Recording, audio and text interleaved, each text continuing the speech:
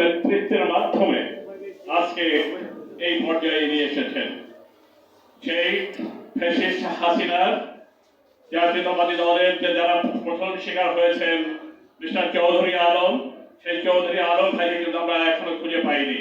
এই চৌধুরী আলম ভাইকে গুম করার মাধ্যমে এই ফ্যাসিস্ট হাসিনার সরকার তার যে ফ্যাসিস্ট যে চেহারা সেটা বীজ বপন করেন। চৌধুরী আলম ভাইয়ের কথা মনে আছে, আমাদের ইলাচা আলী ভাই, এই দুটি নাম যার যেটা যে নাম দুটি শুনলে শেখ হাসিনা কেঁপে উঠতেন, যাদেরকে তিনি তার চলার পথে বাধা মনে করেছেন, কাটা মনে করেছেন, তাদেরকে তিনি তুলে ফেলেছেন, ছুঁড়ে ফেলে দিয়েছেন। সেই চৌধুরী আলম, আমাদের ইলিয়াস আলী ভাই থেকে শুরু করে শত শত হাজার হাজার আমাদের শত শত আমাদের গুম হয়েছে, শহীদ হয়েছে, কয়েক লক্ষ মামলা আমরা মোকাবেলা করেছি।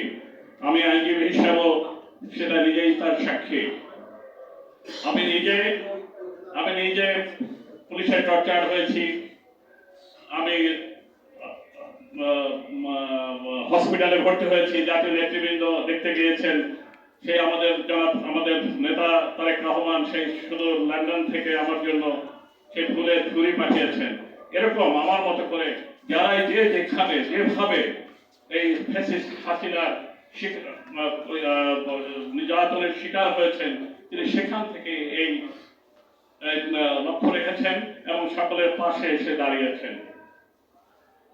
আমি যেমন সেই ফলের ঝুড়ি পেয়ে যে আনন্দিত হয়েছিলাম, আমার উপলব্ধি আমি বুঝি, এবং এরকমই প্রত্যেকটি নেতা কর্মী আমার মতো এমন একসময় আনন্দিত হয়েছে।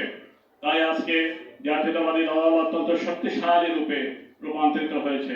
সেটা কি মানুষের ভালোবাসার মাধ্যমে।